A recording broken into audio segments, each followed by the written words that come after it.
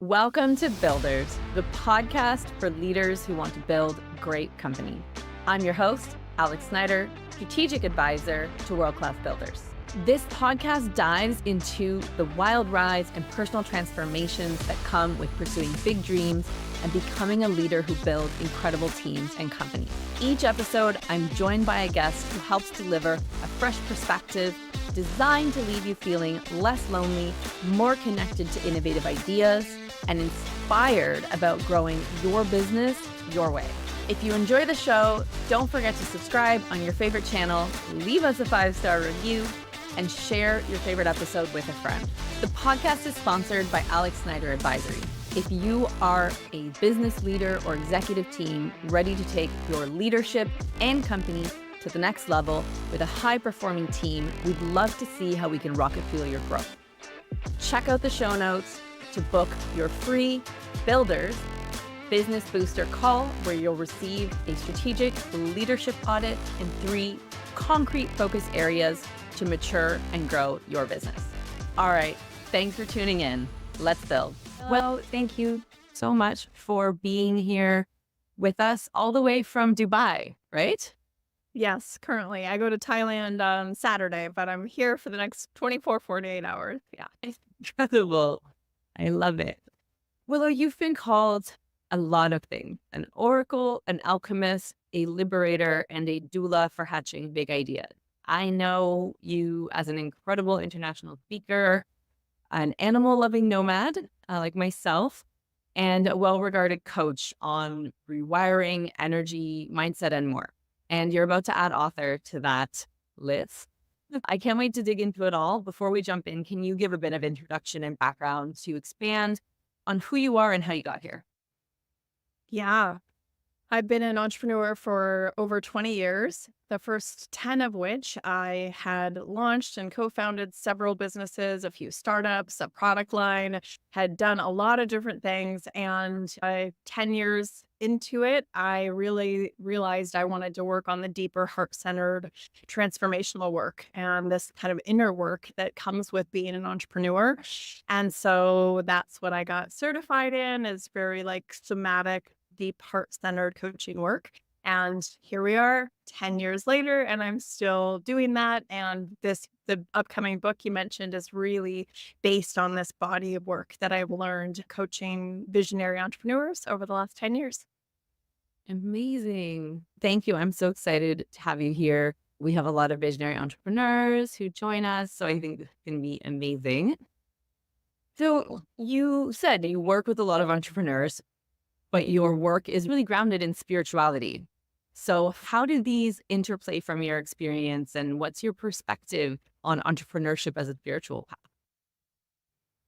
Yeah, not only is, I believe, spiritual and personal growth like required, I feel like nobody is exempt from it on the entrepreneurial path, right? Whether you like it or not. But I also believe it's really the foundation upon which sustainable and meaningful business is built.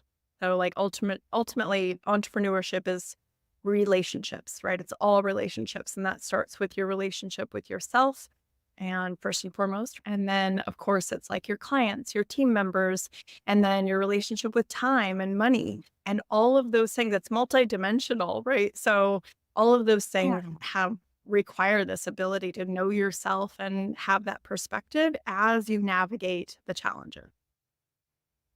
That's a great perspective. I love how you said not just relationships with people, but actually with construct like time and money. Yeah, that's right. We can really struggle with those things just as much as and that's all that relationship with yourself and mindset. And powerful. I think that's so interesting. And I can relate. Time is absolutely something I think most of us can understand. The relationship is maybe a little fraught at times.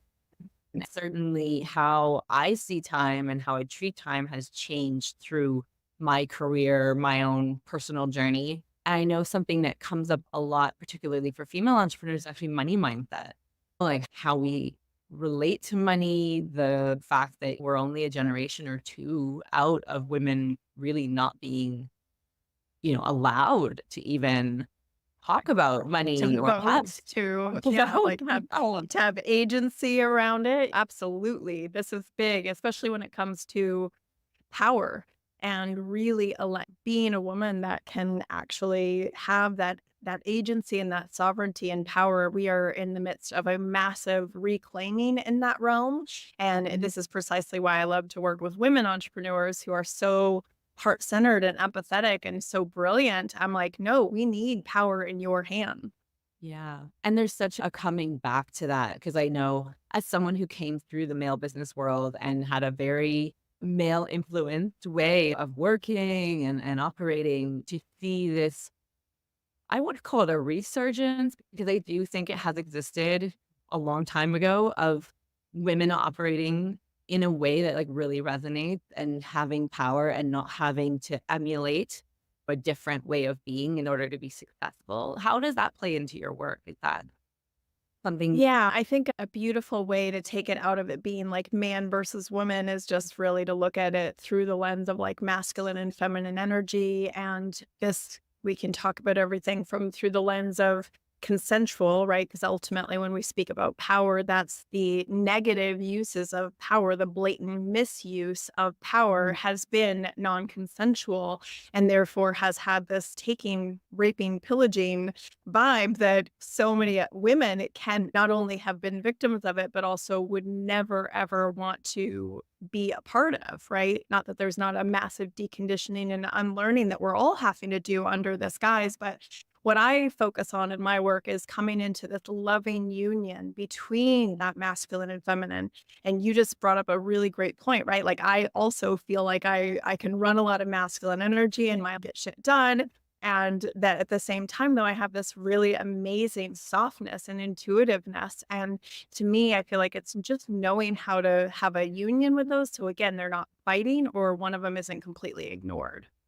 That's so interesting. Yeah, it's something I didn't have the words for it for a lot of my career. And I ran, I would say, very heavy on the masculine energy, but I think there was always a nuance to it that was really picked up on and really supported my success, which I didn't realize. I was just like, I'm doing the thing. And I worked in at times all male teams. I'd be one woman and 50 plus people. But that softness, I think, informed the, like you said, it balanced masculine energy in a way that really supported my leadership and my growth in my corporate world and into startup life. And then more recently, when I started having the words for it and understanding also your time in your office and your team versus your time at home. And I realized that running on my more masculine energy 24 hours a day was exhausting. Like I needed to find a way to have an environment at some point in my day and my week where I could be a softer version and I could let things go, because otherwise I was running. It was like your switch is on turbo constantly. And maybe it's an age thing, but I just got to the point where I was like, I cannot do this. It's Even not though I'm not sustainable. Yeah. I'm not doing, I've made all these changes, but just energetically, I'm so drained for being in that take care of everything and everyone in every realm. Yeah, and so much of my work is really coming back into alignment, looking at where things, what needs your attention, what is, out of alignment is the best way to say it. Because ultimately, if you are overworking or ignoring anything, or if you're pushing too hard or completely abandoning in anything, it's going to be imbalanced, right? So we need to really come back into this alignment. And sometimes I think that we don't know, we can't see it ourselves, which I know we're going to get into a little bit. Yeah, that was exactly what I was just thinking of. This sounds amazing. And I can imagine people are wondering, how do we cultivate this? How do you help entrepreneurs navigate the challenge? And in the same vein, you and I both know the value of support, right? Our role is supporting others, speed, efficiency, objectivity. But maybe while you're talking about how you support people, do we need a coach, or are there some things that people can explore on their own? What's your experience been with that? Yeah. So I always say in my work that I am guiding you to the wisdom of your own truth. So never am I probably stand on the biggest soapbox for we need support. I strongly and firmly believe that we're not here to do it alone, but I also don't believe that there's one way and that you absolutely have to. In fact, a lot of this book that I'm writing is about putting these tools in your hands. I want people to have it's almost like emotional intelligence, right? When you have more emotional intelligence, more awareness within, you're going to be that much more capable. It doesn't mean you'll never need anyone ever, but if we can strengthen those muscles in you first, it's going to take you that much further. And then a lot of the times I say, like, we're really, to me, it's like insanely helpful to have a consultant or a coach to help us see what we cannot see. But at minimum, sometimes we just want someone to like simply hold our hands to through it, like through what needs to be done when it feels like it's all just too much to carry on our own. And I think there's a real beauty in the vulnerability and the wisdom that comes from knowing when that is, not outsourcing your power because you have to or you should, but instead making it a conscious choice of, I know I'm going to be able to get further faster and it's just going to be more fun when I have somebody in it with me. Yes, that's almost exactly the way I frame it as well. I love that. So how are you helping entrepreneurs navigate some of the challenges that you talked about? Kind of what are the ways that you support people? Yeah. So like I've hinted before is that what I've seen time and time again, I'll bet you have as well. I think we have a lot of similarities in the work that we do, but basically often the solutions to our challenges aren't what we think. And therefore we end up wasting a lot of valuable time and energy, right? And my work and what I really love focusing on is looking at where we get caught up in these like survival strategies or coping. We start like avoiding by leaning on our coping mechanisms more. Pema Chodron, I don't know if you know her, but she has a beautiful book that I always think of this title, Start Where You Are. And she really speaks to this self-compassion that's required to stop and face where we are right now. And that is so much of my work. It's really, again, if you were to if somebody is sidelined maybe by the intensity of entrepreneurship or is navigating some challenges and there is that like extending of your hand to help them through it, there's the first step is just being like, let's just be with where we are right now. Let's like look at how did we get here? What's not working? And then we probably need to redefine what we want, right? And then clarify those steps that we need to do to get back in the game, right? To keep moving forward. And like I said, we often just can't see this for ourselves. I always say we can't see the forest from the trees in our own experience. And this is why it's so helpful to have that, what I call like in my work is the GPS, guidance, perspective, and support. Oh, I love that. Guidance, perspective, and support, GPS. All right. I have to write that one down. I love it. I wholeheartedly agree. And I love what you said for those listening. Understanding, and maybe it's objectively, or maybe it is clearly enough yourself, where you are is so important. And if you think about it, it's like saying, if you were to look at a ledge and you want to get to a ledge, if you are not clear on where you are, let's say you think you're here and you're actually here and you build a ladder from here to the ledge, that ladder isn't getting you to the edge, right? Like it's a really simplified way to look at it, but are building out plans without a realistic understanding of where you are and what you have at your disposal in terms of resources, setting yourself up for, at the very least, frustration, if not failure. And with my clients, I always coin it as caring objective challenge. It's often, I love that. Business, I say, it's not my business. I really care about you and your business, but it's not my business. So I can see it in a way you can't. And I can have the opportunity to challenge you, which will potentially be uncomfortable, but will really push you to get super clear and to answer some of the hard questions that our brains are tricky. It's not that we're intentionally avoiding those. Sometimes we aren't even hearing them because we're so good at just evading. Yeah. Masterful at that. Yeah. So I'm sure we would all love the idea, especially in today's world of like quick fixes, right? One shot deal, take a pill, everything gets better. But I know from my experience, typically these things are not, and I think you would agree. So how can entrepreneurs ensure that they are continuously evolving and maybe evolving consciously and not plateauing? Because sometimes we can make a really big leap and it takes us a while to catch up to that leap. And then it's just grind to a halt. Yeah. Again, so if I stand on this soapbox and we all need support, I would say the other big one that I constantly or was the premise of exactly what we started with here, right? This like personal and spiritual growth is Mhm. doing the inner work. Doing the inner work is just vital. It's so vital for identifying thought and behavior patterns that may be derailing or stalling your progress. Because, like you said, our comfort zones can lull us into this mediocrity for months and years if we're not careful.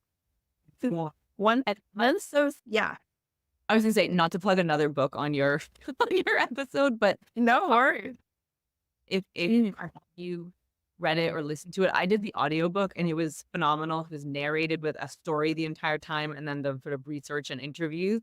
And it was a really powerful reminder. And I loved how you said it. Our comfort zones can drag us into mediocrity. And it's true. From the moment I watched that book, for someone who that's like pretty heavily in my growth, I was like, yeah, actually. And it was amazing because I read it and the story is about a trek in Alaska, like survival hunting type thing. And I listened to it the week before I was at Burning Man. And then I ended up trekking out of Burning Man. And I had this in the back of my head of this is how I remind myself I can do hard things. And by doing this hard physical thing, I will be equipped. And I'm not gonna lie, the last 3 weeks since then, I have like things have soared in all the right. So I mean, you're totally hitting on it, which is what I was going to say right before that. You're sharing that is once those like neural pathways have formed like deep grooves in our habits and our beliefs, it can be so hard to shift out of. This is what you experienced really was like this state shift so much so that, and this is why I think it's so powerful to work with a coach, even a personal trainer. I know it's like somebody who trains is like, it helps us see that we are more capable than we know. It helps us get out of those like limiting, like, I can't do it, or even I don't want to do it. All these like stories that we make up. And a lot of this comes back down to identity, making sure that you aren't giving up on what was possible, who it's possible for you to be. And that is why it's insanely helpful to be surrounded by others who move differently or who have experienced where you are, share the same values, and who then now have the life and outcomes that you desire. yeah, I talk about this all the time. We know it's our evolutionary trend is to want to fit in. So if you know who you want to be, then you need to surround yourself with people that who you want to be will fit in with. Otherwise, you're fighting the tide. I think it was someone in our network. It might have been Emil that said, if you want to be a six pack with a millionaire, surround yourself with, if you want to be a millionaire with a six pack, surround yourself with millionaires with six pack. It'll be a lot easier to get there if that is who you are observing and interacting with on a regular basis. And I Yeah. love sports analogies and fitness and what you said. For those listening, I always like to try and give different ways of understanding this. So I worked with a trainer to come out of a long stint of being like struggling with injury. And I know a lot about fitness and I've done personal training courses, but I worked with somebody to help guide me objectively to help create a bit of safety as I started doing exercises that potentially were putting my injury at risk, that were a little heavier. And it gave me that confidence that someone else was looking and would stop me if I was doing something too fast or too hard, would be there to catch, literally in this instance, spot me, support me, catch me, help me do that. And I think fitness is a really nice one because even in fitness, people often be like, oh, I worked with a trainer for this, but then I should be fine forever.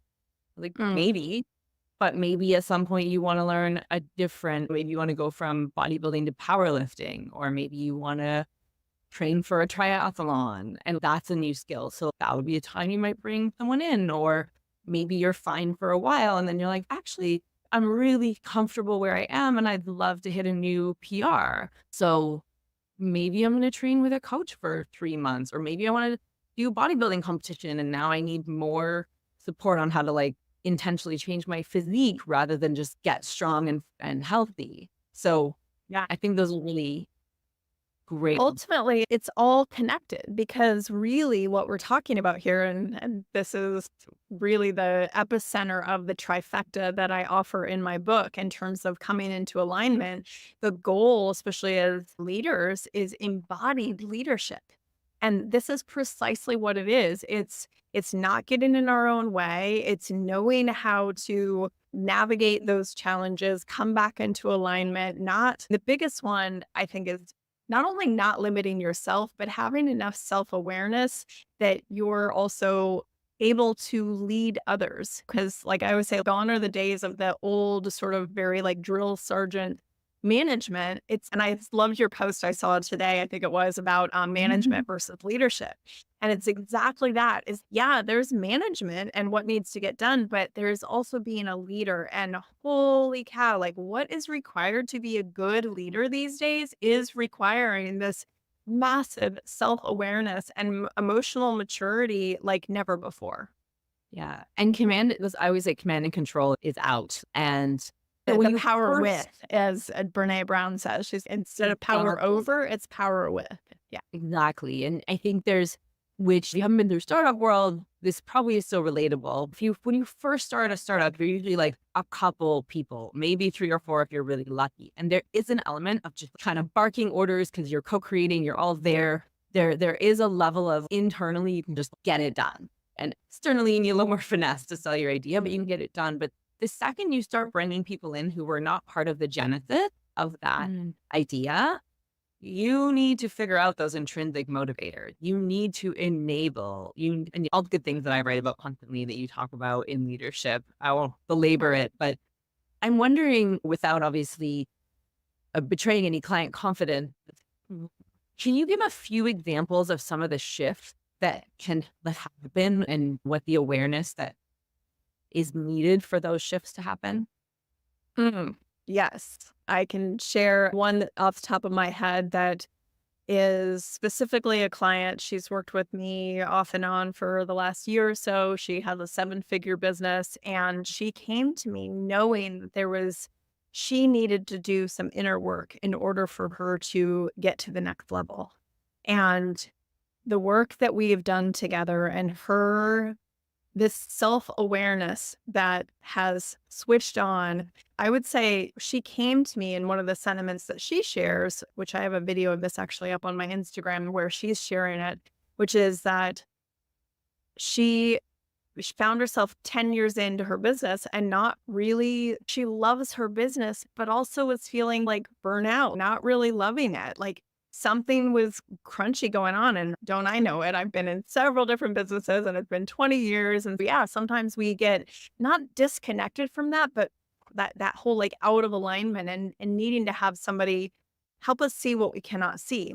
So much of the work that we did, ultimately, she'll say, which I really love, she reflected, is that it was so powerful for her to understand what it meant for her to be resourced as a leader. And that ultimately, because she has built this business and she has been the person who's gotten to where it is today, it can be so easy then to keep yourself in the bottleneck of your own business's growth, right? I know you probably know this so well. So it was such a powerful testament to how she really flipped it around and not only started putting herself first physically, but then all the things that need to get implemented for that within her team in order to take herself out of these places where she's still being the glue and the Band-Aids, but then also what else gets to emerge? What then gets to actually emerge? And ultimately, when you're still stuck in the weeds of your business, certainly a 7-figure business that's literally like doubling and tripling, there is so much, your time and your energy needs to be put in different places, right? That really only your leadership can can lead, only the doors that your leadership and your experience can open. And so that I love that question of what else could emerge when you got all that stuff taken care of.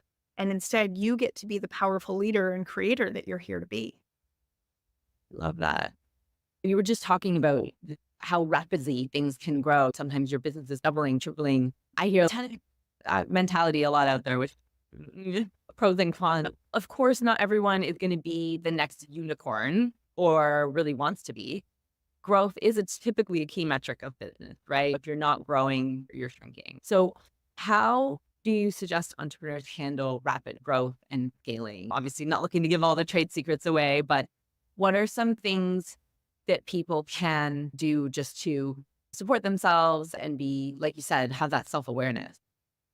Yeah. Yeah. Ultimately, we're not robots, right? We need time. And it's what I really call like this healing and integration, time for healing and integration. And really any time that we are expanding, which is growth, right? So if we even look at it through this lens of anytime you're implementing, anytime you're actually like creating, growing, building, that's just like growth time. But then something expands, whether that be your bottom line or your team or your amount of clients you're serving, whatever that looks like. And so we need that time for integration and sometimes healing because yes, like energetically and emotionally, but also to potentially re-solidify that foundation that may have whacked or quaked and cracked and needs reinforcement. So that might be new systems or new team members or a reset of expectations, even on yourself and what you can do or what other people can do. But like when things shift, you can't keep operating it the way that it used to. And you need a little downtime to stand back and say, okay, what needs to get healed or integrated energetically, emotionally, or actually like tangibly in the business. Yeah. I love that. I love the bucket as well. I think it's helpful to know that there are buckets. It can help us see things in a more manageable way rather than just like all of the things.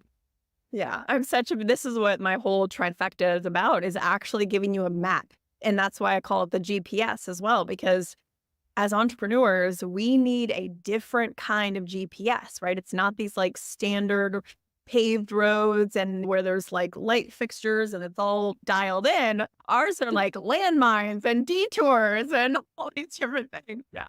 I love it. Our roads are Tulum roads, not Cancun. Amazing. Yeah.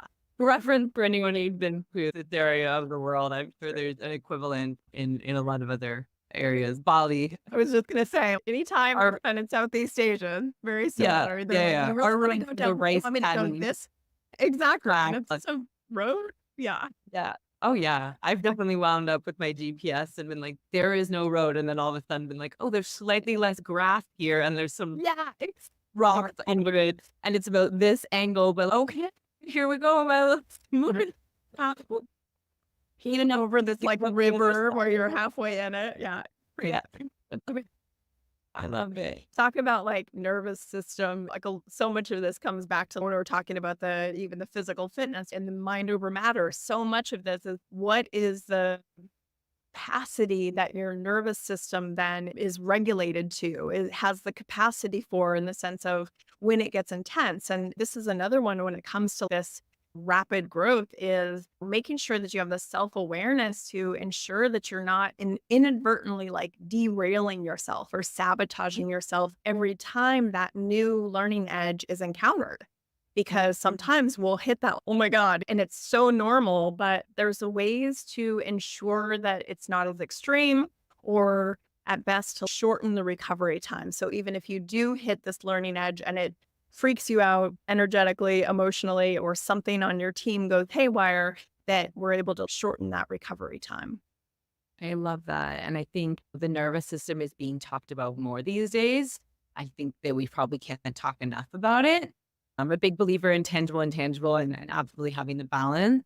But my own experience of understanding that and understanding what the shifts are, it is wild, right? If you think about a car running on 5,000 RPM, like you will burn it out and you have no acceleration, right? You need to be And that's why we change gears in cars, is to get acceleration. And if you're already at the max RPMs, you can't accelerate. Like literally, you can't. You I can love hit that gas as far as you metaphor. want. Yeah. You're not. And if there's no more up gear, then you can't drive Right. your RPMs. You're just where you are. And I think, Which, I mean, is such a powerful testament to like how, when I say this all the time too, I'm sure you probably do in some way, shape, or form, is like that whole slowing down is so required for speeding up.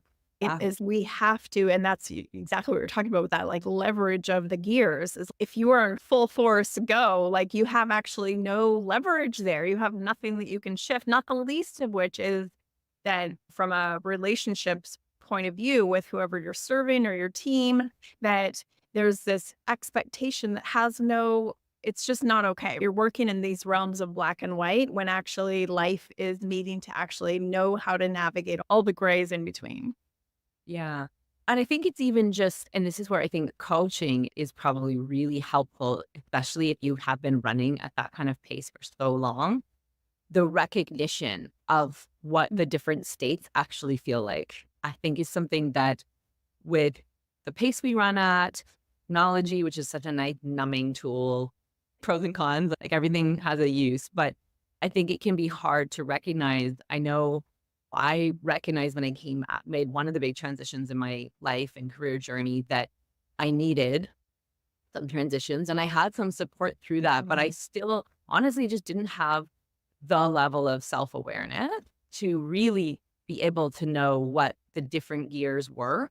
But I remember, and it popped into my head, Bali story, one of the first times I was living in Bali, I had been probably about 8 months out of corporate life.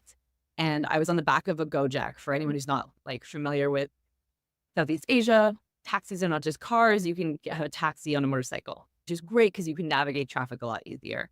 And I was on the back of a Gojek and I was on my way somewhere and my Gojek almost had an accident, a pretty bad one. Thankfully we didn't, but it was like a real close call. And my nervous system just went through the roof. Like I was about to be seriously injured. And I had this rush of sympathetic nervous system, right? Your fight or flight. I had a level of like anger, which I didn't know how to express. So I didn't say anything, which is a whole other conversation. But I had this rush of anger. I had felt all of these things. And this is in a split second. And in that moment, I realized that I had indeed done a lot of work to come down. And the anger was actually at how familiar this feeling was because I used to live feeling that way all the time. Wow. And it was such a powerful moment of, because I'd been doing all this work and I was still struggling. I was still having a lot of things I was still figuring out. I was still overworking, but I needed that contrast of that moment to be like, I used to feel this way, not 24 hours a day, at least a majority of the hours in the day. And my anger was not at my driver, although I was frustrated. It was this moment of intense, oh my God, I used to feel this way all the time. Like I remember I would cry. Like it was really intense. And I think that was one of the first times where I really understood just how big of a range we actually can experience. And that was probably 5 years ago, at least, starting to actually be able to understand and be more aware and therefore more intentional with managing that. Yeah. Wow.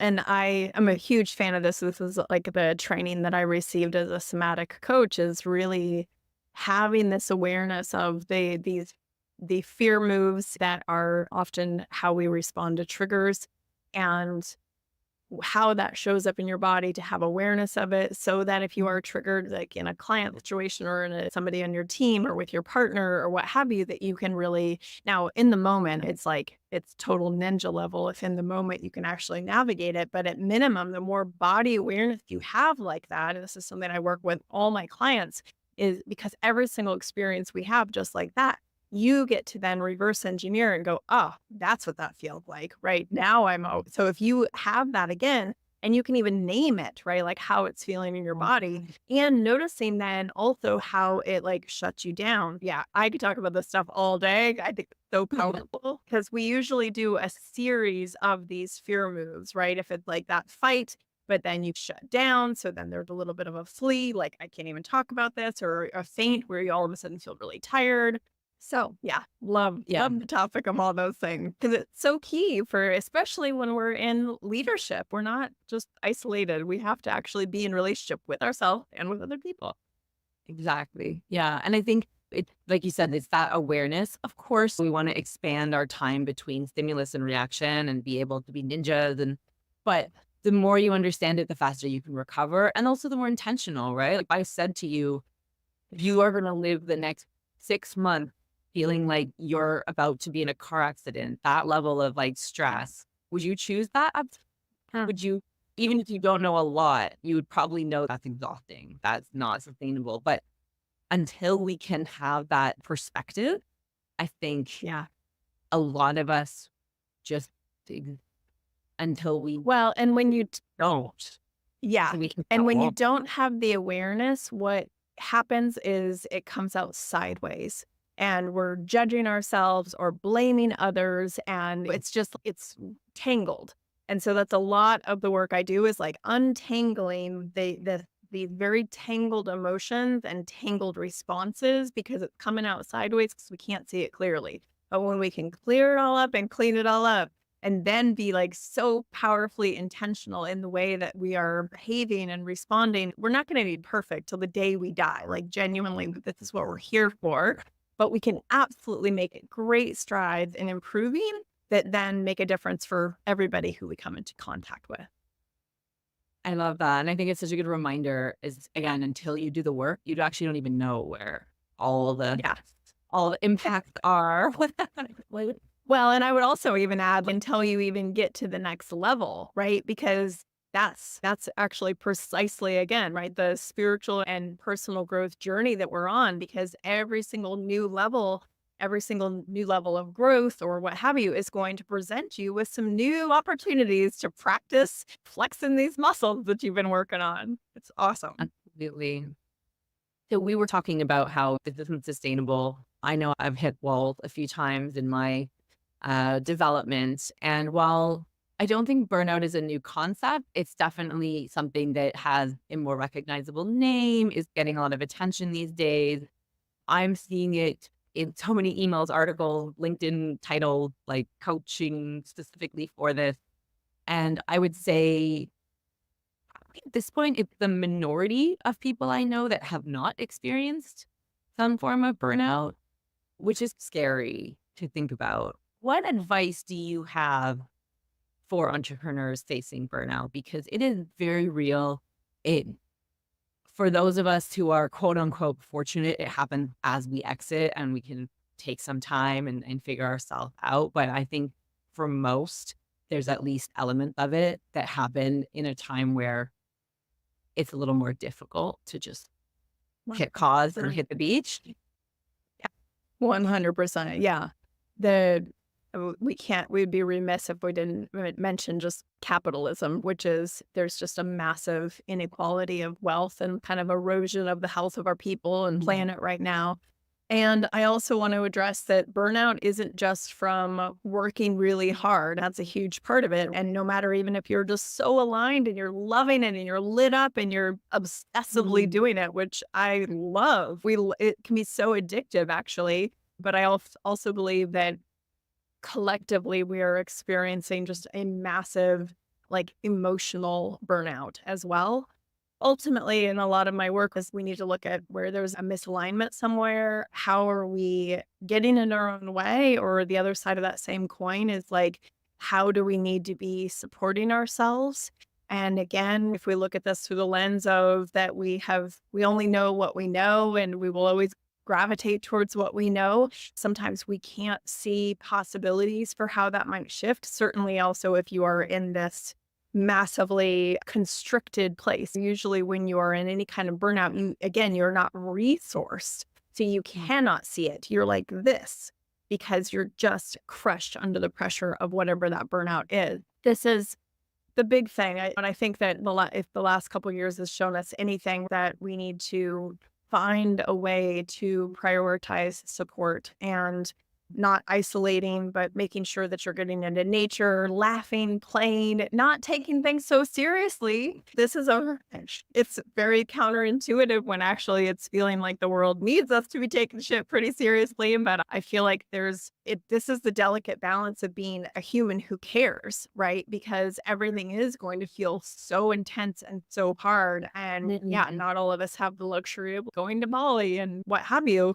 But I do believe that this is the big shift that we're seeing, right? That no matter who you are or where you are, what do you need to reclaim for you?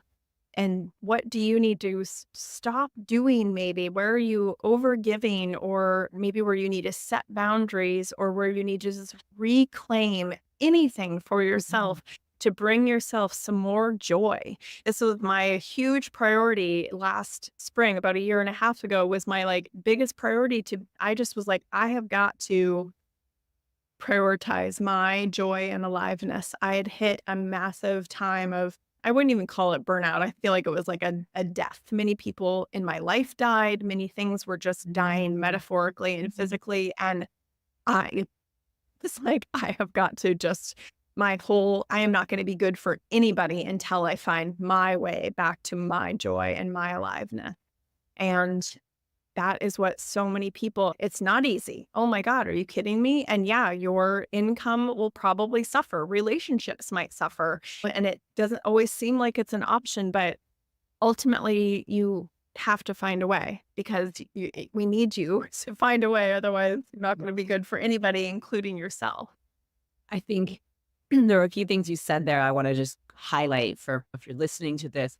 Entrepreneurship tends to be a little bit of a lone wolf, right? And I think it's a misnomer, because what we don't see behind the scenes, right? Like even these people who rise to the top and have these particular personalities that maybe don't align with what you and I are talking about as good leaders, there is someone, this is why they bring in people to run their operations who are people who can be their chief of staff or their operator.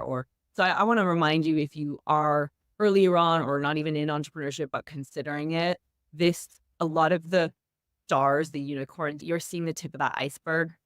You're seeing somebody who is maybe very unique and very bright, but did not get their company off the ground by themselves without being good at people, being in touch with themselves. They're the outliers. And actually most successful people you may never hear about are people who go through these journeys. And the overgiving is the other thing, right? I just came back from an event and I was with all kinds of hyper successful people. And it was a real good reminder. They are all so giving. And I think that is amazing. And most of them have been through some very hard times, the depths of the depths. And we can overgive, right? And so when you combine the fact that we think entrepreneurship is this lone wolf thing and it can feel really isolating, and a lot of us are overgivers, a recipe for disaster. And I know for myself, there have been these layers or levels of learning to look for support, learning to ask for support, learning to accept support, Receive support. Yeah. and it has literally changed my life. So from just looking for someone to give me some objective challenge and space when I was looking to leave corporate and make some decisions, which was like leave partner track without a job. That's it. But I was like, I just want someone to help me think this through and make sure that I have objectivity, all the way to I've just exited my startup. I have been working myself to death during the pandemic. I am an athlete in my identity. You talked about identity earlier. Yet for the last year, I have barely been able to train due to both time and physical pain. So I don't feel at home in my body. And getting initially, and I bring this up so people can see the levels, I moved back to Toronto to deal with post-merger integration. You literally couldn't get a trainer because of the pandemic restrictions. So I made a buddy, like an accountability buddy agreement with a friend of mine who was in a similar situation. And we did that for about a month and a half until training opened up. And then I got a personal trainer, and that meant I was paying someone a lot of money, especially in Canada, and much more expensive than here. And I had appointments in my calendar, and I showed up to them. And I never didn't show up to them because, oh, let me sit with my co-founder and go through the finances with him because that's really important. It is important, but it was going to happen before or after that appointment. And in the past, it always would have been like, oh, well, just go to the gym an hour later. But actually it ended up being 3 hours later, and now it's closed. And now I'm just tired. And then. So without boring anybody, I just want to give some different levels of example. And then obviously therapists, coaches like yourself, and more like the energy and spiritual side, really direct, targeted support, bringing people in who are amazing at something. The resourcing one resonates with me. I read an article, I want to say it was probably by McKinsey, right around the time I left corporate. And it was the first time I'd heard under-resourced links to burnout. And it made so much sense to me. And I actually think it was the first time I realized that's what I was experiencing. Yeah. And this is having that accountability and support. To me, I'm just a huge fan. Just same with you. Like one of my businesses in the first 10 years of my business was, I call it like, it was like my boot camp for kicked my ass in learning how to ask for support. It was a business that I could not do alone. And it was like, joke's on me, because you got to learn. You got to learn how, and it's going to be vulnerable AF. It's going to make you see all your weaknesses that you didn't want to look at, that are real convenient. You don't have to look at those when you're being lone wolf, but it will show you as soon as you have a team or have to call in support, let alone then graciously receive that support and let go of that control. There's so many aspects that are massive lessons. So that's beautiful. I love that. Yeah, I think wherever you are, if you're listening to this, there's different areas, because I knew how to run a team. I'd run multi-million-dollar projects and huge teams, and yet I didn't know how to ask for support in other areas that were holding me back or weighing me down. So I think this also not a one and done on the theme of it. So we can't gloss over the fact that you're writing a book. You're about to publish your book. That's so amazing. I'm so stoked. Tell us about the book. What prompted you to write one? Yeah, this book, the actual idea came to me in 2016, and I started writing it in 2017 and 18, and then it got shelved in a big messy pile in 2019. And fast forward, truly unbeknownst to me that this would be how last year went, but I went on that path, right? Like I said, I've just really needed to come back into my aliveness and realign, which I had created this entire alignment trifecta in 2021. And so I had all the tools, but man, we need space to do that integration, that healing and integration. That's exactly what I set out to do. And basically found myself back in Thailand finally after so many years through the pandemic, was able to get back to my beloved Thailand. And I was like, you know what? I think now is the time. And I ended up writing it from scratch and wrote it in 6 weeks. I had some help. I did not do it on my own. Thank God for my book writing coach. But I rocked it out in 6 weeks. And it's now, of course, taken the full last year of like massive structural edit and rewrites and line edits, which I'm just now in the tail end of. And it's going to probably be published next month, which is so exciting. Amazing. Do you think that books reach people in a way that the other kind of arenas of your work, coaching, speaking, they don't? Yeah, I'm excited because similar to you, I've been like a high level, high paid coach for a long time. And so for me to be able to, I do a ton of free stuff. I have tons of free stuff out there. But in terms of me literally like opening up my entire model and everything. And that's really, I can't put everything in there. Believe you me, I tried. Ask my editor. But editor there with the pruning shear. Oh my God. No. Killing my darlings left and right. But ultimately, the whole thing is, oh my God, I get to put this in the hands of so many people. And that is so beautiful. We do the work that we do to help change lives and help support people. That's my mission, especially when it comes to this very like poignant piece of it, which is navigating the inner work as an entrepreneur and navigating, especially as a woman, and navigating power and really being able to step into that. The title of the book is Double Down on Your Genius. And the tagline really describes what the book is, which actually follows the trifecta really well as well, which is own your gifts, align your actions, and flourish in your calling. I love it. Oh, so we will make sure when we publish this as a podcast that we have all the info on where to find the book, because it is going to be out next month, not out yet. Before we wrap up, I have a few questions I like to ask just for people to get to know you outside of what you do, which for a lot of us is all-consuming passion, but there are other layers. There are. Yeah. So they're pretty rapid fire. You can always like pass if you're not, with nothing coming to mind. So the first one, is there an experience that changed your life? Something you went through?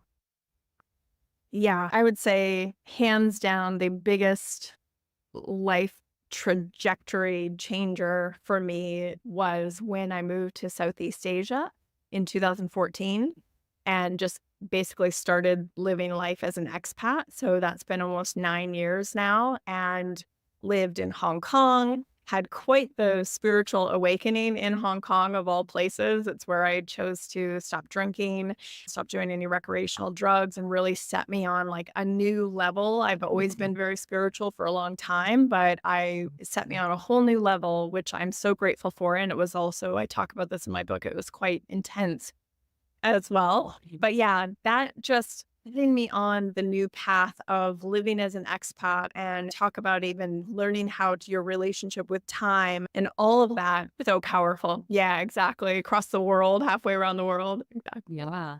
Amazing. Is there a book that you read at some point that really changed your perspective on either a particular area or on the bigger picture? So many books. I have this on my website, like all my recommended books. And it's funny because I would normally say this one, which I'll say both of them. But what flashed in my mind, and I really trust this, is I started reading Shakti Gawain like way back when I was probably 18 or 19. And she wrote a book called Creative Visualization. She wrote a lot of books, but one of them was Creative Visualization.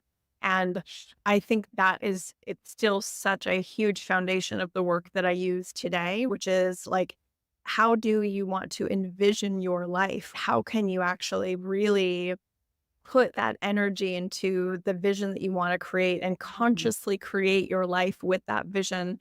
And then I'll just also add my mentor. I was trained by the Hendricks, so Gay and Katie Hendricks, and they've written a lot of amazing books. But the number one book, and I'm a certified Big Leap coach, is Gay Hendricks, The Big Leap.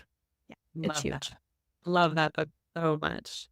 Most people I know, that book has come into their life at the right time, and myself included. I was like, I can't believe I never read this sooner. And then I was like, no, I read this right when I needed it. So I love that. The last question I have for you, if you could go to any concert tomorrow, touring or not, dead or alive, what would it be? I want to see Lizzo so bad live. I love, love, love Lizzo, but I really love the idea that I could just mash this up or maybe have an opener. I can have both of them in the same show, and I would 100% love, and I really wish I got to see Prince live. So I would have it be like Prince, Lizzo concert. Who's coming with? All right. I love that answer. I love that. Willo, it has been an absolute pleasure having you. We've gone deep. I never know what I'm going to share on these things. It brought up, and I think probably the same for a lot listening. So thank you so much for coming on, for sharing. You just have this amazing light about you from the first time I met you, which I normally start with, but was in a cafe nomading. Yeah. And then we realized we had all these interconnections in our network and our story. Thank you for being here. If people want to reach you to continue the conversation or understand a little more specifically about what you offer, what's the best way to get in touch? Yeah, so I am Willo Loves You on everything. And there is even if the book isn't actually out by the time you hear this on the podcast, or for any of you watching it live right now on LinkedIn, there is a sign up and hear about all the launch stuff that is at willowlovesyou.com/book. And you can find that link in my Instagram bio and everything as well. So just Willo Loves You on every platform, willowlovesyou.com. Such a great name or domain to have. I love it. Thank you, Willo. It's been wonderful. Thank you to everyone who joined us, and so excited to talk to you soon. Thanks for tuning in. Our goal is to create connections and inspire conversations about building great companies. So please subscribe, rate, review, and share this podcast with your network. Sharing is caring. If you're a business leader or executive team ready to take your leadership and company to the next level with high-performing teams, we'd love to see how we can rocket fuel your growth. Check out the show notes to book your free Builders Business Booster call, where you'll receive a strategic leadership assessment and 3 concrete focus areas to mature and grow your business. You'll also find the link to join the Builders Club to stay up to date on upcoming events, get valuable tools and insights, as well as be the first to receive exciting announcements straight to your inbox. No spam, I promise. You'll also find my website, alexsnyder.com, and all the places to peep my creds, hear what clients have to say, and see if I went to the gym today. And one final note, this podcast is not intended to be legal, tax, or other professional advice. Thanks for joining. We'll catch you on the flip side.